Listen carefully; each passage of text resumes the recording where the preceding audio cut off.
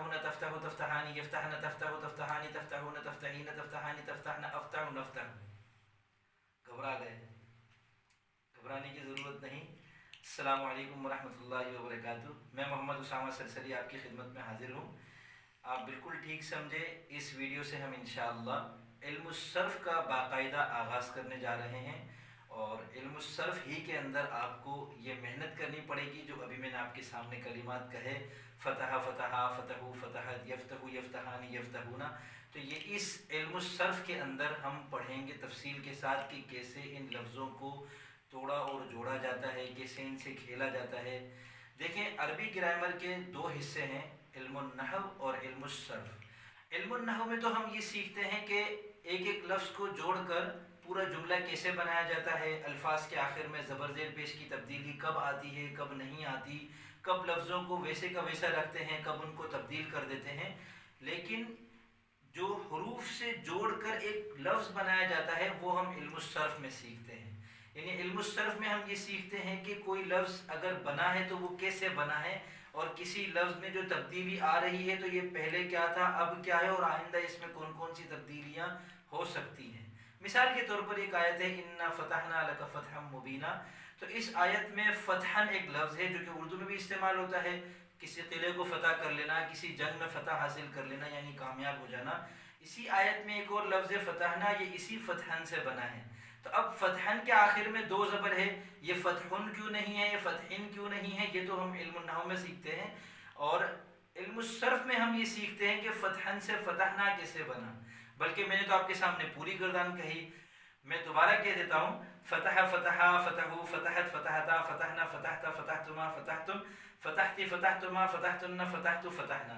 तो ये सारे लफ्ज़ हमने फ़तहन से बनाए। कैसे बनाए वो हम इंशाअल्लाह इस कोर्स में इल्मुस सर्फ़ के तमाम असबाक में हम तफसील से सीखेंगे। इस सबक में आप ये समझ लें कि लफ्ज़ की जिस तरीके से इल्मुन नहव में हमने पढ़ा कि 3 किस्में होती हैं, इस्म, फ़ेल और हर्फ, फिर हमने उनकी पूरी तफसीलात आगे पढ़ी थी। इल्मुस सर्फ़ में लफ्ज़ की 3 किस्में होती हैं, मस्दर, मुश्तक़ और जामिद। जो लफ्ज़ किसी लफ्ज़ से ख़ुद बना नहीं है और ना उस लफ्ज़ से कोई और लफ्ज़ बनता है उसको जामिद कहते हैं। जैसे बाबुन, दरवाजे को कहते हैं।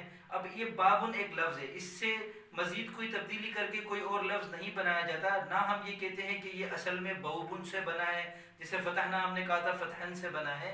तो बाबुन एक जामिद लफ्ज़ है। और मस्दर वो लफ्ज़ होता है जिससे कई सारे अल्फाज बनते हैं। तो अब इस आयत में फ़तहन मस्दर है, इससे फ़तह बनता है, इससे फ़तहा बनता है, इससे फ़तहू बनता है, इसी से फ़तहना बनाया हमने। तो जो अल्फाज मस्दर से बन रहे होते हैं उनको फिर मुश्तक़ कहते हैं। तो बहुत आसान सी बात है, मस्दर, मुश्तक़ और जामिद। इल्मुस सर्फ़ में हम जामिद के बारे में नहीं पढ़ेंगे क्योंकि जामिद अल्फाज के मुख्तलिफ़ चीज़ें हैं, उनके नाम हैं, वो आप किसी भी अरबी डिक्शनरी से मालूम कर सकते हैं। उनका कोई कायदा ज़ाब्ता नहीं होता। हमें ग्रामर के अंदर वो चीज़ें सिखाई जाती हैं या हम वो चीज़ सीखते हैं जो किसी कायदे ज़ाब्ते के तहत चलती हैं। तो अब मसादिर के क्या क्या औज़ान हैं वो हम इस कोर्स में इंशाअल्लाह तफसील से समझेंगे और मसादिर से मुश्तक़ात कैसे बनते हैं वो हम इंशाअल्लाह इस कोर्स में तफसील के साथ समझेंगे। तो मसादिर के बारे में आसानी से यूँ समझ लें कि जैसे उर्दू में आना जाना, खाना पीना, सोना जागना, यानी जितने अल्फाज के आखिर में ना आता है अगर उनकी हम अरबी बना लें, जैसे आना को अरबी में इतियान कहते हैं, जाना को अरबी में ज़हाब कहते हैं, खोलना को अरबी में फ़त्ह कहते हैं, रोज़ा रखना को अरबी में सौम कहते हैं, नमाज पढ़ना को अरबी में सलात कहते हैं, सोना को अरबी में नौम कहते हैं। तो ये सारे अरबी मसादिर हैं और इन अरबी मसादिर से ही फिर मुश्तक़ात बनाए जाते हैं। उनमें से कुछ अफ़आल होते हैं, कुछ अस्मा होते हैं। तो ये मस्दर, मुश्तक़ और जामिद की आसान तरीन तशरीह हमने पढ़ ली। तो उम्मीद करता हूँ आपको ये सबक आसानी से समझ में आ गया होगा और आपको अंदाज़ा हो गया होगा कि इल्मुस सर्फ़ कितना दिलचस्प है। और इसको हम इंशाअल्लाह आइंदा सबक में मैं आपको जो काम दूंगा वो आपको बाकायदा ज़बान से रट कर करके मुझे फिर बताना होगा। फ़िलहाल इस सबक में आपका काम यह है कि तर्जुमे वाला कुरान लें, उसमें गौर करें और तर्जुमे में गौर करके आप जो समझ रहे हों, जो इस सबक में आप समझे हैं, तो आप मुझे लिख कर बताएं कि कौन कौन से अल्फाज जामिद हैं, कौन कौन से मसादिर हैं और कौन कौन से आपकी नज़र में मुश्तक़ात हैं कि उनके मसादिर आपके सामने पहले आ चुके हैं। अब मैं इजाज़त चाहूँगा। फ़ी अमानिल्लाह।